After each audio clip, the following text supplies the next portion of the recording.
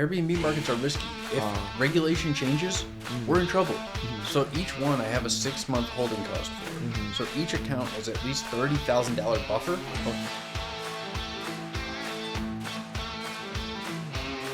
What's up, guys? Today we have special guest Auston Cook. Welcome to the show, buddy. Hey, what's going on? Thanks for having me. Dude, so you live in Detroit and you build houses in your backyard. In my backyard, quite literally. really, literally. I mean, number one, I think like where there's a lot of I've been in real estate for maybe a few years now, and then like number one, like we focus mostly on like flipping houses and some wholesaling, but then building houses from scratch to me is like it's like the next level, you know. And so it's very cool that you guys are building houses, but from scratch and also doing it in your backyard. Yeah, definitely. So I mean, tell me through the process. Like, what does a typical deal look like for you? Yeah, so what a typical deal looks like is we like to buy a lot of double lots. Okay. So I actually live in a smaller neighborhood. Okay. It only has 480 houses. Inside the whole neighborhood? Inside the whole neighborhood. And how big is like, so are you in like Metro Detroit? What part of Detroit are you in? Yeah, so we're in a place called Plymouth, Michigan. So Plymouth is about 20 minutes from downtown Detroit. Okay. Yep.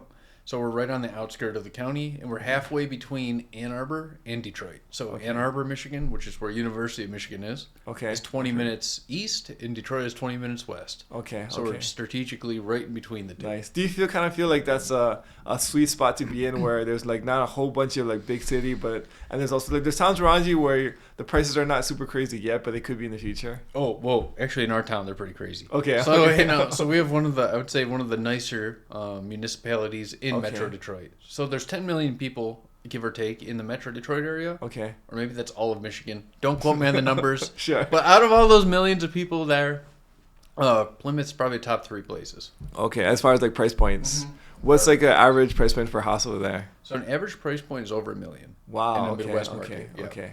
I mean, for a Midwest house, I mean, like that's basically like those are like luxury bills in that case. Yes, they're definitely higher end. Okay. So I mean, a lot of builders, they're buying houses for $450,000.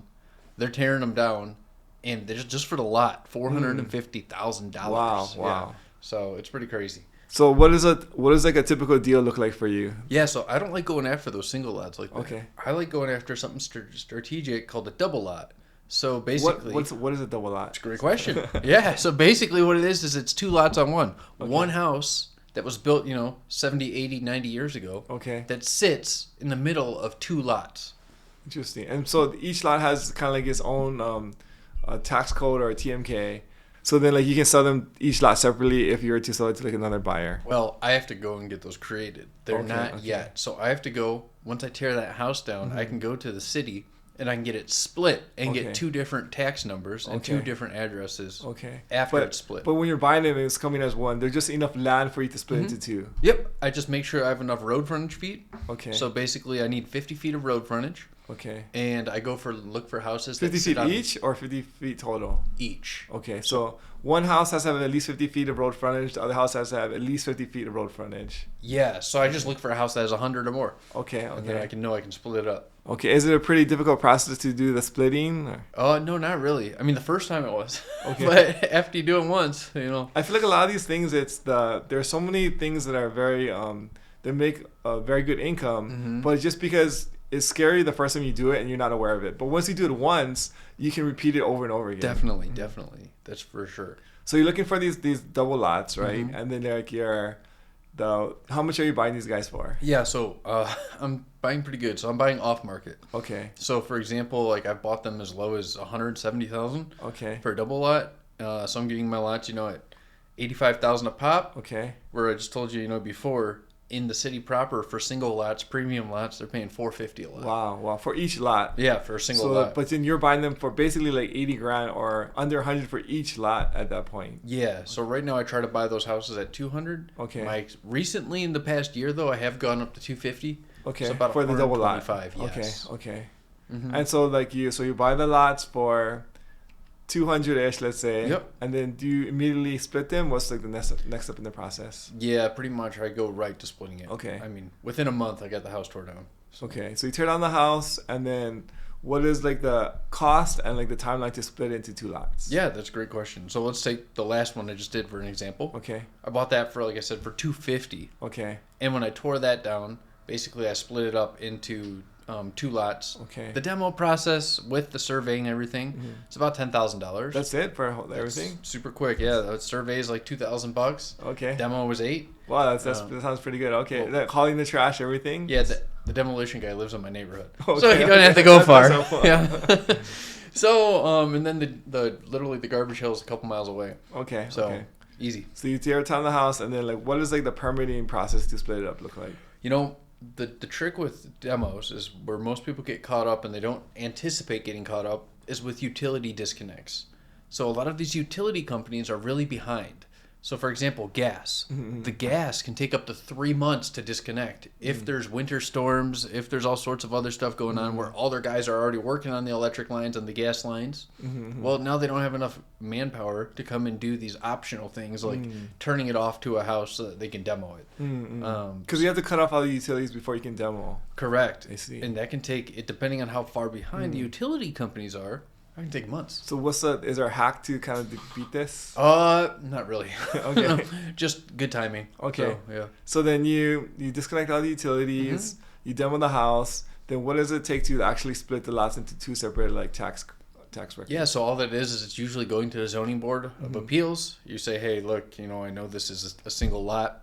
I'd like to split this into 2. And here's my hardship for it. It's hard to build houses at an affordable price if I have to buy this whole lot at the whole price. But if I cut the lot price in half, now I can build 2 houses and they're affordable. So you have to make a hardship case, and usually it's on affordability.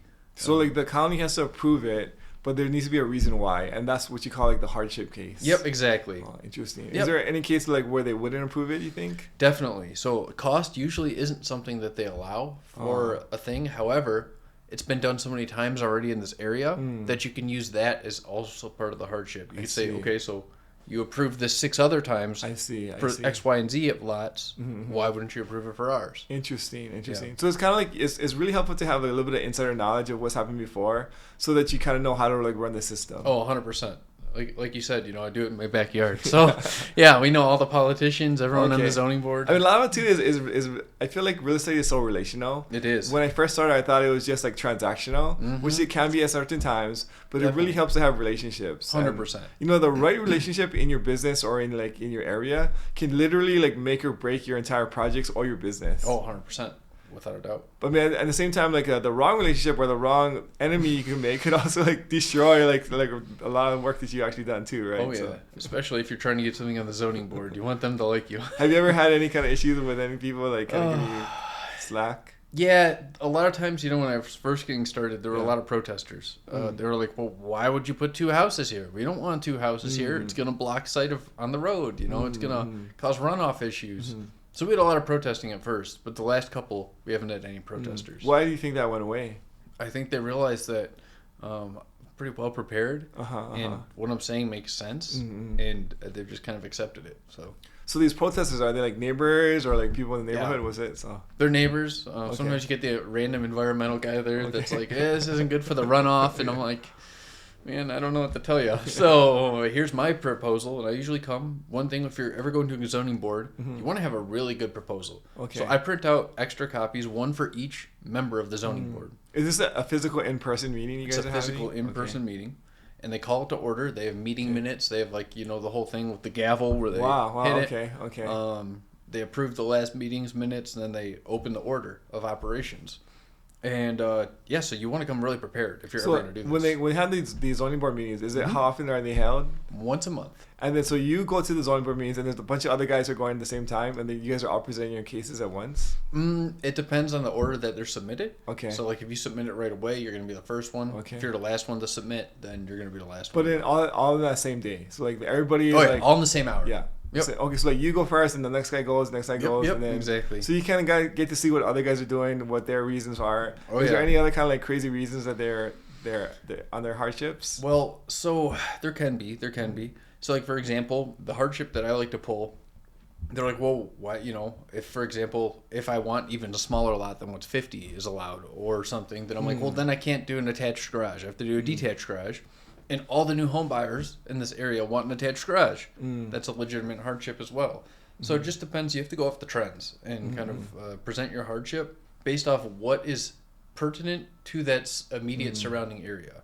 You can't take something that's happening, 10 miles away and be like, oh, this is why. It has to be the immediate surrounding area. Interesting. Mm-hmm. So you buy the lots for about $250, $125 each. Mm-hmm. Then you go through the zoning board. What is the cost for like the zoning change? I was like $200. Okay, so it's not meaningful. Okay, nominal. Then so you split it into 2 lots. Yep. Then are you guys building? What kind of houses are you guys building on these? Yeah, so we're building 2,200 square foot craftsman style colonials. Okay. I'm trying to picture this in my head. Okay. Yep. So with garages, Yep. They got attached 2-car garages. Okay. They have finished basements. Okay. They have 4 bedrooms and 2.5 baths. And these are you guys are doing the same build for all the houses? We have 2 different floor plans, but yeah, basically. Okay. And then what does it cost to build these guys? Yeah, so the one costs right now about $310. Okay. And the other version costs about $320 And this doesn't count any of the holding costs. It's just like this is like labor and materials. Just labor and materials. Okay. Yep.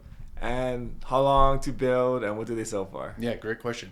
So normally once we break ground, we can get it done in about 7 months if everyone cooperates. Okay. We like to account for like 8 months. Okay. Now normally you can get it done a lot faster if you're not doing a basement. But doing a basement adds about a month of process. Okay. So, is there a reason why you guys do basements versus not do basements? Because everyone in the Midwest has a basement. Okay, so you're following the counts. You're what all the other houses have, and you don't want to stick out, right? So whatever everybody else is doing, you want to do the same thing. Exactly. I mean, you might be able to save. I've never looked at priced it out, but my gut tells me $30,000 if you don't do a basement and you put it on like a crawl space or a slab. Mm-hmm. But you're not going to get that. That same buyer. I see. So, yeah. Because they want a basement. Everyone's got a basement. Got it. So then you buy the lot. So they're about $125 each. Mm-hmm. You put about, let's say, $310 into it. So you're all in at $425 plus holding costs. Yep. And then what do you guys sell them for at the end? So if we do sell them in this specific neighborhood, because we don't go super high end, we go very kind of like basic grade. Okay. They're nice. Don't get me wrong. Yeah. But they're not luxury. Yeah. So these would sell for about, I think the last appraisal I got was $740. Okay, so $740. So we're trying to do some math over here. So at $425 plus holding costs, but let's say another $50,000 for let's say a year. So you're at $465. If they sell for, so what was it? Well, the last one was appraised at $740. So $740. So there's let's say you pay realtor fees or on these things. So $700 minus 4, about $150,000 in profit you would potentially make if you were to sell them. Safely. Wait, is it 150 or 250? I'm good. So if we got about 300 into the construction. Wait, let me pull out my calculator here. I'm terrible at math. Yeah, about 150 into the lot. Maybe we can call that all 450. Maybe about 50 into holding costs and interest, things like that. So about 500. So about 220 maybe, or 200,000 is your profit. Yeah. Okay. Safely. But then you guys don't sell these. No, we don't. So what do you guys actually do? So what I actually do is I refi them out. I use the Bur Method on them. Okay. So basically, if I'm all in there at around 450. Okay. It's kind of like all in, not. That's like the actual amount that is on the mortgage on the hard money loan. Okay. So, and it's worth $750. I can go and I can safely refinance that out. Okay. And I can pull out that $450 again and use it on the next house to build the next house. You guys, this is really interesting. So you guys are doing the Bur Method for new construction. Correct. Yep. So like that, if people are unaware of the Bur Method, can you just briefly explain what the Bur Method is? Yeah, definitely. So normally what you're doing is you're buying a distressed property. Okay. You're going in and you're rehabbing that property. Okay. Now, let's say, for example, you buy the property at, let's make the numbers super easy here. Okay, so let's say you buy the property at $100,000. Okay. You put $50,000 into it. Okay, so you're all in $150. Yep. Okay. But let's say it's actually worth $200,000. Okay, it's worth $200,000. Okay. So what you do is you can go get a mortgage now. Okay. And you can do a refinance on that. Okay. At 75% LTV. So 75% of the loan to value. Exactly. So if the house is worth $200,000, 75% of that is $150,000. Exactly.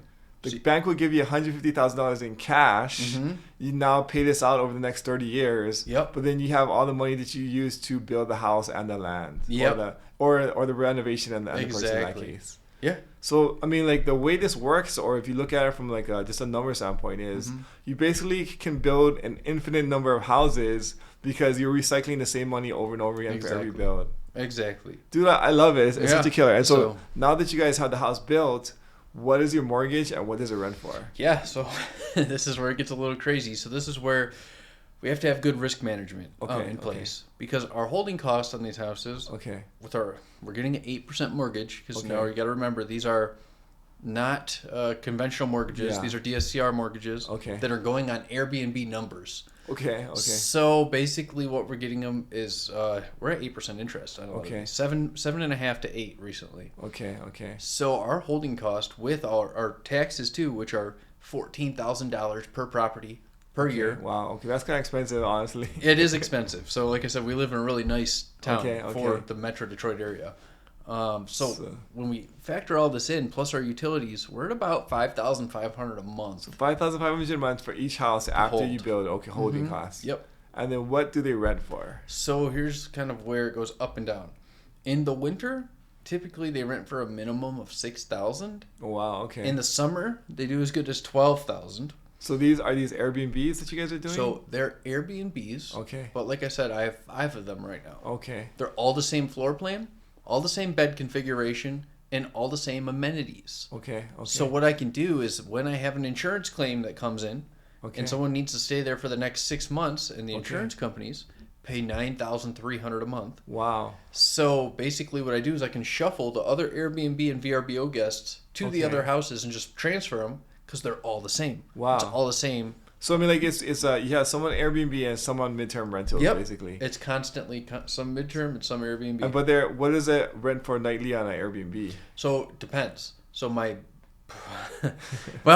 maximum I've ever gotten is about $1,400 a night. $1,400 a night? Yep, and that happens every year during University of Michigan graduation. Happens crazy. Every holiday. Crazy. And it happens pretty much every when we have the big Lions games for the Detroit Lions. So for big events, so that's the thing about Airbnb people not realize is that it's very seasonal and event driven. So whenever you have like a big thing in your city, make sure you adjust your prices for those events because 100%. Now you'll get like a bigger return. But other times, let's say like in the winter or whatever, like the off seasons, you're gonna get a lot less. So you kind of have to like manage it like that. So like the average, right, would be higher. Yeah, so the average would be higher. But our lowest that will go usually is $200, and that's for a last minute stay. But insurance companies pay $300 a night. So just averaging that out for the year, considering like vacancies and things, like what do you think you average an Airbnb like out there? It's a great question. So the one that I just refinanced, it made $96,000 in revenue. Wow. And it took about $60,000 in expenses. So it's about a $36,000. So $96,000 comes out to $8,000 a month. Is that right? About. Yeah. Okay. So your mortgage is $5,500. You rent it on average, considering all different things. Sometimes higher, sometimes lower, but it averages out to about $8,000. Insurance companies for midterm rentals pay about $9,000. Yep. So there's a big spread of cash flow for all of these properties. Correct. Dude, that's amazing. Yeah, definitely. So and you guys have 5 of these right now. Yep. The 5th one's hitting the market literally within the month. So. Amazing. Is there a reason why you guys would you ever want to sell any of these, or what's like your thought process? Yeah. So definitely, it's high risk, right? We're running Airbnb markets are risky. If regulation changes, we're in trouble. So each one I have a 6-month holding cost for. So each account has at least $30,000 buffer that's saved up, just as like the fund. Because you never know, regulation changes could come in. Yeah. I don't know if COVID happens again. But you never know. But you guys have 5 of these guys right now. Yep. Is there any more in progress, or you're working to build more? So we're starting construction this spring on 3 more. Okay. So each one brings it about, let's say, not talking about any reserves or any kinds of like management fees or nothing. About $8,500 minus $5,500 comes out to about $3,000 a month positive cash flow. So every month, not taking into account like management fees or like the reserves, you're making about $15,000 a month in passive income. Yeah, just about. Awesome, bro. And then if you add 3 more, it's gonna turn into, I'm bad at math, 20-something thousand basically. Yes. But on those, really, they're not passive because my wife and I manage them. Okay, the Airbnbs, right? Yeah. But then technically, if you wanted to, you could hire a company they'll take like 10% or 20% or whatever the thing is, and then it'll be like truly passive at that point. We could, yeah. And like right now though, our whole thing is like basically all this money goes to buying furniture and buying things for the next ones, and setting it up for the next. Because right now we're not really living off that cash flow. We're basically building the accounts, building the reserves I see. for each one. Like I said, the goal after year one is to have a 6-month reserve in each account. So I like your guys the mindset or the strategy behind this, because you guys are really long-term thinkers.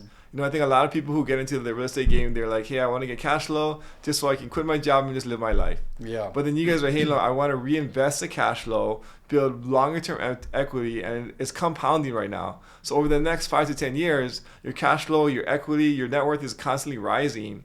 And then you'll have like a massive amount of cash flow, like let's say like 5 or 10 years from now. Then it'll be like $100,000 a month or $200,000 a month after you put in and reinvested all this stuff. Definitely. Yeah, so that's kind of where we're at. And we're at a crossroads right now because we don't really want to do any more Airbnbs in this my hometown because like what if regulation does happen and then we can't really sell them all off at once because we'll flood the market because it's all the same floor plan, all the same house. That's true. So that's where it's like, okay, how many more can the market actually handle? We haven't not hit anywhere close to saturation yet. But also like risk tolerance, it's starting to hit my risk tolerance level. So that's really, really interesting. So do you guys have like a thinking of where you're gonna go next with this? That's a great question, and I think that's something we need to start exploring probably at the end of this year. Where are we going to take it next? And so how did you guys get started with real estate and real estate investing? Yeah, so really kind of just by chance. Basically, I used to be a mountain guide. Mountain guide? Mountain guide. What is that even? Yeah, when I graduated college, lived out of my car and climbed in the mountains, took people up. From there, ended up falling, breaking my foot. I was 26 years old. I was dead broke. Had to come home, live in my dad's basement while I was getting into physical therapy for my foot.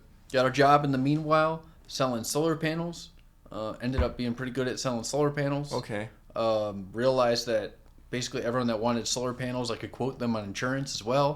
Got my insurance license. Nice. I love it. Started taking that other company's marketing dollars so I could sell 2 products to them face to face. Would you try to explain that a little more? Yeah, so the solar company was getting me face-to-face with sellers. So they're booking you appointments? Yes. Okay. So I was like, well, I have this valuable time with homeowners. What else could I sell them? I've never heard of it before. Yeah. So like you have like, so the solar company is paying for the marketing. They're having like, they're generating the leads for you. And then you go on appointments and you get a commission that goes partly to you, partly to the solar company. Yep, definitely. But when you got your insurance license, was that like on your own or was that for the That company? was on my own. Okay. Yeah. I went on my own and I got sponsored through Allstate. Okay. And so I was like, dude, I got this valuable time with these people. And multiple people have asked how's this going to affect their homeowners insurance, solar panel system. So I was like, dude, these people care about the price on their homeowners. Let me go and sell them that too. So yeah, I ended up getting that. That's genius. I mean, like was your solar company like cool with it, or how's that like that? Yeah, they didn't really know. Okay. So yeah, I mean, ask for forgiveness, but not permission. Yeah, exactly. Right? So, I was just, as long as I sold solar panels. Yeah, I mean that's all. That's at the end of the day, that's all they care about. Like the bottom line. We just had like a mastermind about some of our at Ryan Pineda's over here, and I think one of the takeaways was like that when on the people on the team, right? We have these things called KPIs where you're tracking things, and for like as a wholesale company, you're tracking dials and then close contracts, right?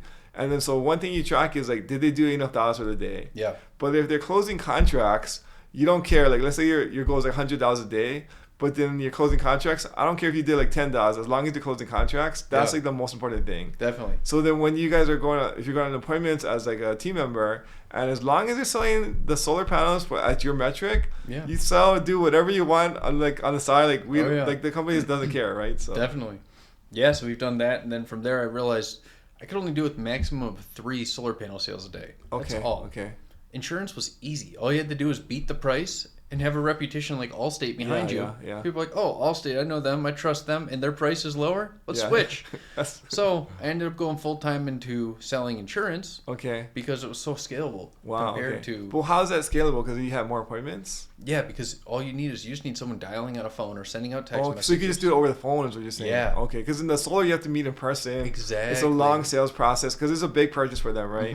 Versus insurance is like it's a service. Yeah. So it's a lot less commitment. 100% less commitment. Okay, interesting. Yeah. So then from there, I started dropping off my business cards for Allstate with coffee and donuts at real estate brokerages and auto dealers. You sell a new house, you sell a new car, I'll write the policy. Dude, I love the entrepreneurship mindset over here, is because you at the beginning of like your journey as an agent already, you're already thinking like of ways to be like creative and outside the box. And like, so donuts, coffee to like realtors or things, they're gonna need to connect anyway. So as long as you provide a great service, you're likable, and like you're building good rapport with the agents, and like, hey, we're gonna use somebody anyway, why don't we use Austin, right? So. Yeah, exactly. And it just so happened that one of those people that were selling a new house, I wrote the policy. I got a hold of the settlement statement, basically seeing how much where all the money's going. Okay. And I saw that this realtor is making $10,000 on the sale of the house. Okay. Same clients as me. We're sharing the same clients. Yeah. I was making $100 on the sale of the insurance. So that's where I was like, oh my gosh, I'm in the wrong business. I got to get in real estate. This is where my father comes in. My father's been a custom home builder and a real estate broker for 45 years. Wow, okay. So, he's retired pretty much now, but I go to him and I'm like, Dad, is this for real? These guys making $10,000 on the sale of a house? Is that a realtor's commission? So you like growing up with it, you guys never talked about nothing? So like, I knew nothing. All I knew is during the recession, I saw him lose his company overnight. Wow. His real estate development company. Wow. Like I said, he's been a custom home builder for 45 years. Lost it overnight. It was a really traumatic experience for me as a middle schooler. Yeah. So you kind of wanted to just stay away. I was like, real estate's bad. Yeah. It's dangerous. Yeah, that was my mindset until I saw that commission on that settlement statement. So I went to my dad. He's like, yeah, that's a commission. Like, that's a regular standard real estate commission. So I was like, well, how do I get in? 10,000 sounds even low, because if these houses, are they selling for like $1 million? What are they selling for? No, this was just on this house that I saw. Okay. So it was like a $300,000. Okay. But yeah, so the average price point. Let me preface: the average price point in Metro Detroit right now is $285,000 in Metro Detroit. Not Detroit proper. Okay. The surrounding 3 counties. Is $285,000. Okay, got it. So that makes sense. My neighborhood where I live is just a higher end, where it's almost it's more than triple that price. Got it. Okay. But yeah, so basically, my dad's like, well, you don't have what it takes to get into real estate. I love that. I love that. It's like, it's such a dick thing to say, but then it's also like, how'd you take that? Well, at first I was like, what do you mean? Like, he's like, you like to climb. You like to go every weekend. You're in the mountains. You're hiking. You're climbing. You're driving somewhere new, kayaking. He says, real estate? This is an evening and weekend sport. He's like, the buyers come in the evenings and weekends. He goes, you don't find buyers during the day. I was like, oh, shoot. Well, I don't know. I'm going to make it work either way. So I went, got my real estate license. Nice. Quit my job at Allstate. And I asked my dad, I'm like, all right, I quit. I did all this. What do I do? My dad hasn't actually went out and tried to hustle for deals probably since the 70s. Wow, okay. So it's completely different. But he said, here's what you do. You go up to the the county building, get a copy of the legal newspaper, and you see who's going into foreclosure that day. Okay. You door knock them, all the notices of default, and you tell them that you can sell their house before it goes to the county auction next month. That's a genius. Honestly, I love that idea as an agent. Yeah. It's so outside the box. Yeah, so that's exactly what I did. My very first day of a license, there were 8 foreclosures that day. Okay. Got the door slammed in my face 7 times. Okay. 8th one, lady pulls me in the house. She's crying. She don't want to lose the house. I told her I can sell the house before the bank takes it next month.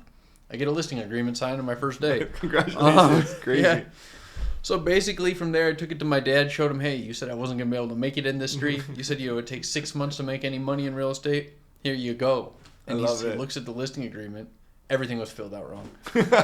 So that night, he stayed up with me late, showed me how to fill out a listing agreement, got everything kind of squared away, went back to her the next day and hey, look, actually, this is my first day. Yeah. I can still sell this house. The bank's not going to take it. I got this. But we need to redo all the paperwork. So, and then, I ended up buying that house. I ended up listing it. A lowball offer came in. Okay. And I was like, well, if you're going to accept this lowball offer, what if I bought it for at that price? Okay. She's like, yeah, I don't care if you buy it at that price. She's like, I just need this thing sold. Okay. So I ended up going and getting funding. Long story short, basically put a whole presentation together. asked my dad first, and he's like, yeah, no, I'm not. You're like, I'm not giving you money for this. I love it. So basically, what I did was I didn't take that as a legit answer. Great way. I mean, that's the thing that I think with like the entrepreneurial spirit is like you always have these bottlenecks and you always have naysayers, especially when you're first starting. Yeah. And you got to be able to overcome that and kind of like take it as like a motivation to like, okay, like I'm gonna prove you wrong. Definitely. Right? Well, that was it. So I knew exactly what to do. So throughout college and high school, I had some experience working in his construction sites. Okay. So I knew how to renovate a house. I knew general pricing. Okay. So basically, I put a whole presentation together that night. Got a whole bunch of contracts signed by his subcontractors to come out and help me with the work. His superintendent had this thing signed off, basically saying like, if I mess up, he's going to take over the job completely. Okay. I get no profit. I'm proposing all this at 8% interest. It's going to take me this long to renovate the house. All this stuff. I go to my dad after dinner the next day, and I'm like, Dad, I need 10 minutes of your time. Okay. I pull out this presentation, pull out all these contracts. My dad was so impressed. He's like, wow, you did all this in one night? I was like, yeah. He's like, I don't know how you did that. And to this day, I don't know how I did it. I've never worked that efficiently, 6 years later. But basically, he's like, look, I'm going to give you one chance. Okay. He goes, my company is going to fund your renovation. Okay. He goes, but you have this one chance. If you mess it up, that's it. And he's like, I get all the profit. Deal. All right, let's do it. Okay. And he's like, if you succeed, then I get 8% interest. All right, let's do it. So that was pretty much the agreement. Ended up buying the house. Saw this builder down the street building big houses on little lots. I had a little house on a big lot. Okay. So I asked my dad, I'm like, hey, what do you know about this? Can I build here? Can I build multiple houses? Yeah. He's like, what are you talking about? He's like, you're not building any house. You're leaving this house. You're renovating. So I go to my dad and well, just tell me, like, what do you know? He's like, well, it goes by lot frontage. Okay. So if you have 100 feet here, okay, and then you have 50 foot is what the city requires to build, then you can build 2 houses. So I go to the city and I ask them, I'm like, how many feet do I have? They're like, you got 100. I'm like, well, how many do I need to build a house? They're like, yeah, you only need 50. So I'm like, holy smokes, I got to double that. Okay. So I basically go I asked my dad, for money to tear this house down and to teach me how to build a house. Okay. He says no. So I go to my dad's partner. And I asked my dad's partner to come with me and help me convince my dad to give me the funding from their company to basically tear this house down and to build a new house. Okay. And basically my dad comes with the partner and my dad finally caves in. He said, okay, but same agreement. Like if anything goes wrong, we're taking over. He goes, we're going to have the superintendent teach you every step of the way. I'm going to help out. I'm like, all right, deal. Let's do it. So basically that's what we did. I spent the next, 11 months there building the first house. It ended up being a double lot there. But he only gave me funding for the single house, not for both. Needless to know that I was entering the hardest 11 months of my life pretty much. Why is that? Well, I messed up every step along the way. What should have took like 7 or 8 months took 11. Okay. What happened during that time is COVID shutdowns. Oh, wow. So, I mean, like, it's not just, like, incompetence. It's also some market pressures and some 100%. Other things that happen. 100%. And also, throughout that whole time, I was door knocking. Okay. And when as an agent. Yeah. Okay. Trying to get by more deals like this. Okay. Also trying to get listings, all these different things. So this was like in 2020. This was from July of 2019. Okay. To March of 2020. Got it. Okay. In March, I could no longer door knock because COVID came. Yeah, I mean, I remember that time, 2020, the whole world shut down. The whole world shut down. And I'm stuck in my dad's basement, hundreds of thousands of dollars in debt to him. Literally, I got rejected every day from July through March because I'm door knocking every day. Didn't get a second deal. That entire time, I didn't get a second deal. Literally until July. So I went 11 months. Wait, so what happened with the house? Did you end up finishing it? Well, that was it. I was working 3 jobs in one. I was 1, building this house. Okay. I was 2, door knocking every day, trying to generate new business. Okay. And 3, to pay the bills. What I was doing is I was selling houses on Zillow. So I was a buyer's agent for Zillow. Okay. And I was basically going to the worst of the worst houses, selling these houses as a buyer's agent, working with people that didn't care. And it was a really tough. So you're basically grinding 3 jobs at this point. It was tough, man. Yeah, I was working 80, 90 hours a week. And then COVID shuts us down. Finally get this house built. Okay, now we're in June of 2020. Okay. Okay. Still, I finally get this house built, put the house on the market. Daniel, you remember June of 2020? Was that market going up or was it still dead? Oh, in Michigan, it was skyrocketing. So real estate sales resumed in May of 2020. Okay. 1 month later, everything was flying off the shelves. Interest was at 2.9%. No, those are really good times for us too. Actually, like I want to say like it jump started my real estate investing career because I started flipping in 2020. Yeah. And then 2020 and 2021, everything was flying off the shelves. It was like you could do no wrong. Like you buy a house like way overpriced, and then like your renovation goes longer than expected. Oh yeah. You make a bigger profit because the prices went up the roof. It's crazy. Bananas. It's quick rising prices cover a multitude of business sins. It does. We got lucky. Everybody looked like geniuses too at the time. It was like you could do no wrong. Exactly. But anyway, I get the house done. Okay. Put it on the market. Literally, 1 week goes by. Okay. No offers. Really? Okay. Everything else is selling overnight. Okay. 2 weeks go by. No offers. Okay. Crazy. What was going on there? Well, I didn't know. And then 3 weeks go by. No offers. No idea what's going on.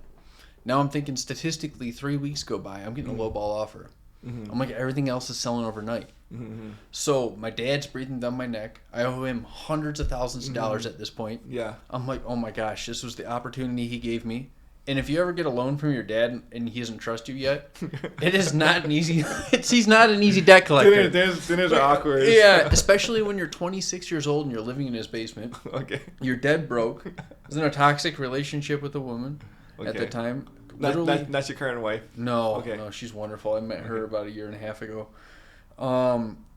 Basically, everything was. I didn't have any relationships with friends or family because I was working 90 hours a week. I was working like 3 jobs to try to make this business happen.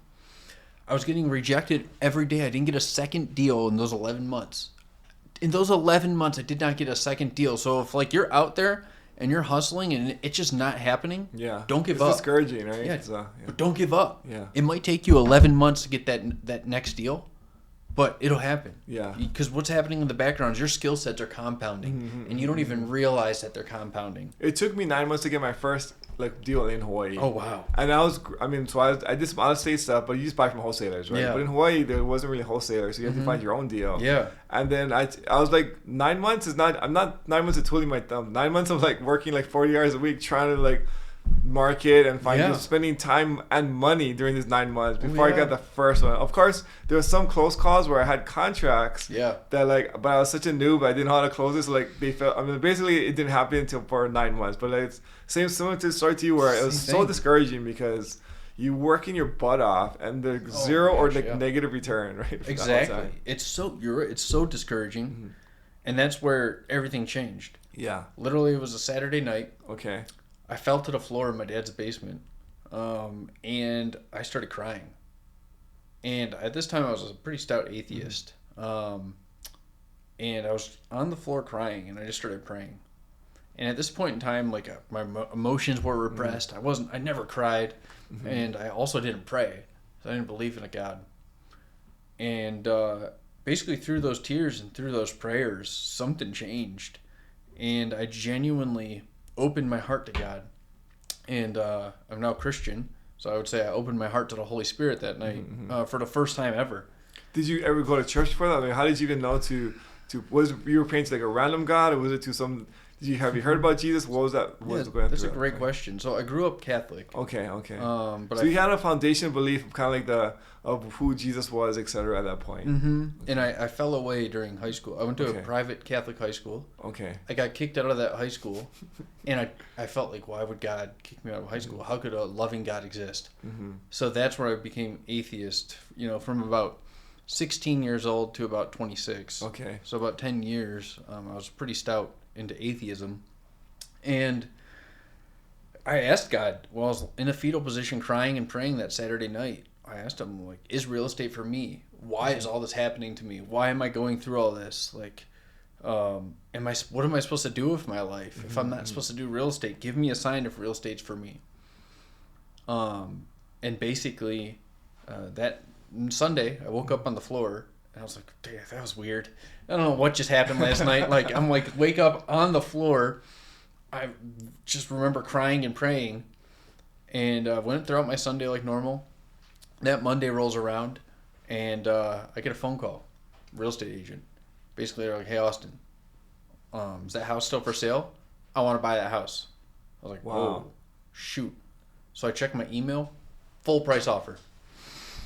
Yeah. Congratulations, bro. That's so crazy. I mean, the timing is very like crazy too. Like all the circumstances is so crazy. It was crazy because offers were coming literally overnight. Mm-hmm. Multiple offers on houses. For most houses, right? I had this beautiful house that was priced perfectly. Mm-hmm. Other houses, similar price points, selling all around it. Mm-hmm. This one wasn't selling. Put my heart and soul into this thing. I pray to God. I open my heart. Get a full price offer, but it doesn't stop there. Later that afternoon, get another agent that calls. I get a second full price offer on this thing. Wow. I realize I have an empty lot next door. Mm-hmm. I'm like, how do I get one of these buyers to buy this lot? So I called hundreds of people, not hundreds, that's an exaggeration. Probably a dozen people. Okay. It felt like hundreds that day. I called everyone. I'm like, what do I do? One person was like, hey, here's what you should do. You should have one of those buyers get a construction loan. Okay. Basically have them buy the lot from you right now. Okay. Okay? They'll like get a construction loan, get a huge draw up front, you get your payment up front, and then you basically can build this house and they'll pay for all the mortgage payments, they'll pay the whole construction cost.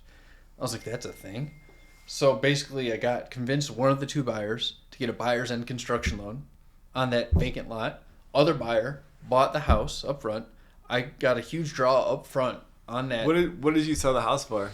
So these at the time, Daniel, the construction cost was way cheaper. Okay. I got the lot cost way cheaper, so I sold it for $475. Okay, and then what did you make a profit on that guy? So I made $100,000. Okay. On the first house. Okay. But I also at the same time I stacked my draw in a way, so I got $100,000 up front on that second lot. Wow. I mean, and then this is after paying back your dad or before? This is after paying him back. So you paid back your dad all the money you owed him. Yep. After that, you walk away with $100,000 on the first house, and then another $100,000 up front on the second house you're about to build. Exactly. Dude, I mean, like at that point in your life when you're like broke and you're struggling financially, to get $200,000 at one crack is like, what's going through your head? What was going through my head is, I need to make this count. Mm-hmm. And this is the break I've got because I went through 11 months of this struggle, this absolute struggle. Mm-hmm. And I believe this is why God had me go through this struggle, so I wouldn't spend the money just randomly and not be a good shepherd. The thing is, like, if it came too easy, you wouldn't appreciate it, and there would be no like growth during that period, right? 100%. So most people are looking at it like, oh, 200,000 profit overnight. No. This was a year in the making. I mean, that's how. Well, I mean, that's how people see it, though. They're like, this kid, like, he just made $200,000. He doesn't deserve it. Like, what I mean, like, whether or not you do, I mean, but it's like they didn't see all those years of struggle, the trials that you have to kind of go through and overcome in order to get to that point. Yeah. So I just knew instantly I need to get another double lot. So I went out on a campaign, basically door knocked all the double lots in that double lots in that neighborhood, sent the mailers, everything. Finally find a lady, like literally 2 weeks later. She's like, hey, I need to sell my house. She had a double lot. I was like, all right, cool. When do you want to sell? She's like, now. She's like, my dad's down in hospice in Florida. We need to move to Florida immediately. Okay. I was like, okay. How much you want for the house? She goes, $200,000. Okay. I was like, well, I got 200. Let's go. This is perfect. So basically took that money, bought that. Wow. Within a month, I had that lot split. Okay. Within another month, I had 2 ghost listings on the MLS using the first house I already built as a model home. Okay. I had an agreement with the lady that bought it that I could use a model home at any time. And I marketed that house again 2 more times. Wow. Within another 30 days, so within like 90 days of closing on the first double lot and getting that 200, I now had 2 buyers closing on construction loans for these 2. Wow. So that's another 100 and 100 for each of those guys? I doubled the money. Dude, I did that 8 times over the second year in real estate. Wow, congratulations, bro. That's an insane kind of start to like your career. Definitely. But then like I think it also goes to the power of just real estate investing and the opportunity that's there. Definitely. Like, I mean, for myself too, like the real estate investing changed my life, but it's just because the numbers are so high. Also, the opportunity and the profit is also as high too, and it's one of the few things I think that a normal person can do, right? Because not all of us can be astronauts, not all of us can be like politicians and things, but there's like being a real estate investor or doing real estate.